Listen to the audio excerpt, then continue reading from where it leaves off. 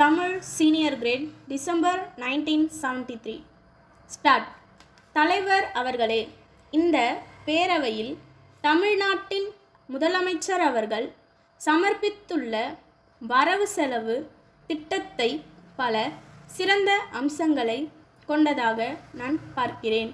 புதிய அரசாங்கம் பொறுப்பேற்ற பிறகு அதன் முழு ஆற்றலோடு தயாரிக்கப்பட்ட முதல் திட்டமாக இதனை கருத வேண்டியிருப்பதால் இதை குறித்து நாம் நன்கு ஆராய்வது அவசியமாகிறது.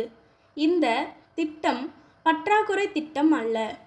புது வரி போட்டும் பற்றாக்குறை திட்டம் வகுக்கலாம்.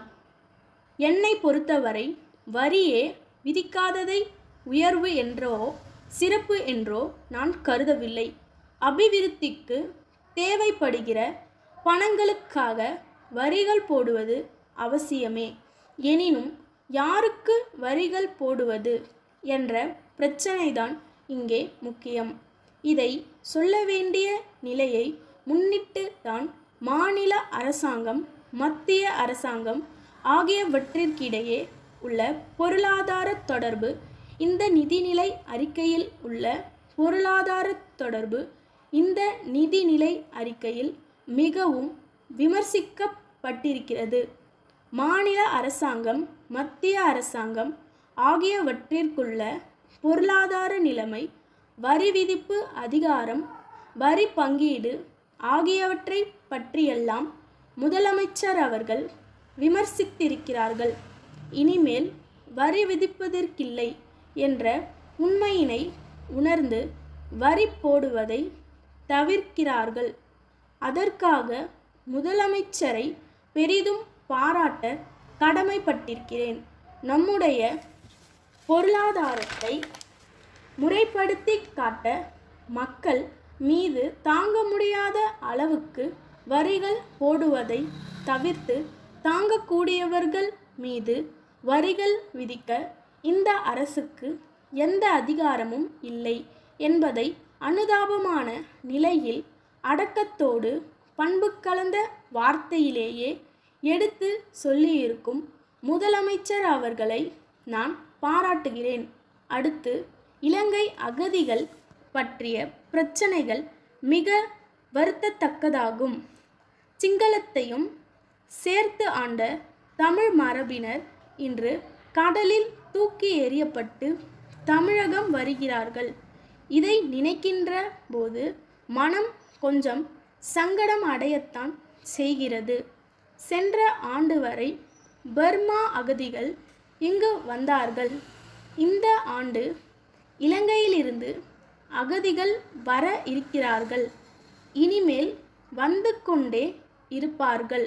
இந்த அகதிகள் பிரச்சனையில் மத்திய அரசு இன்னும் கொஞ்சம் பொறுப்போடு, கடமையுணர்ச்சியோடு நடந்து கொண்டிருந்தால் இந்த சிக்கல் தோன்றி இருக்காது. இது சர்வதேச பிரச்சனை. தாயகம் திரும்பும் அகதிகளை குடியேற்றுவதற்கும் அவர்களுக்கு புனர்வாழ்வு அளிப்பதற்கான வழிவகையினை காண்பதற்கும் மாநில அரசு வழிவகை செய்திருப்பதை எல்லோரும் பாராட்டி இருக்கிறார்கள். இலங்கையிலிருந்து லட்சக்கணக்கான குடும்பங்கள் வர இருக்கின்றன. ஏற்கனவே பர்மா அகதிகள் பற்றிய அனுபவம் நமக்கு இருக்கிறது. அவர்களுக்கு சரிவர நிவாரணம் ஏற்படவில்லை. இதற்கென தனி அதிகாரி ஒருவரை நியமிக்க வேண்டும். மற்ற அதிகாரிகளிடம் பொறுப்பை ஒப்படைக்காமல் ஒரு தனித்துறையை ஏற்படுத்தி தனி அதிகாரியின் கீழ் இத்தகைய பொறுப்பினை ஒப்படைத்தால் அகதிகளுக்கு நல்ல முறையில் நிவாரணம் அளிக்க இயலும். திருநெல்வேலி வாணி பதிப்பகத்திற்கு அன்புடையீர். எங்கள் நிறுவனத்தின் பிரதிநிதி உங்களை அண்மையில் சந்தித்து நம் இரு நிறுவனங்களுக்கிடையே புத்தகங்களை பரிவர்த்தனை செய்து கொள்வது குறித்து கலந்துரையாடியதை நினைவூட்ட விரும்புகிறோம். தங்களுடைய கருத்தை நாங்கள் தீவிரமாக பரிசீலனை செய்து பார்த்ததில் உங்கள் விஞ்ஞான தொழில்நுட்ப புத்தகங்கள் எல்லாம் சற்று விலை கூடுதலாகவும் எங்களுடைய புத்தகங்களின் விலை குறைவாகவும் நிர்ணயிக்கப்பட்டிருப்பதை காணலாம். 200 பக்கங்களுக்கு தாங்கள் 15 ரூபாய் விலையில் நிர்ணயித்திருக்கும் போது நாங்கள் 400 பக்கங்களுக்கு 25 ரூபாய் தான் விலை வைத்துள்ளோம். இருதரப்பு புத்தக ஆசிரியர்களும் சமமான புகழ் வாய்ந்தவர்களாக இருந்தும் உங்கள் நூல்களுக்கு குறிப்பிட்டுள்ள விலை சற்று கூடுதலாக இருப்பதால் அதனை விரைவாக விற்பது கடினம் என்று தோன்றுகிறது.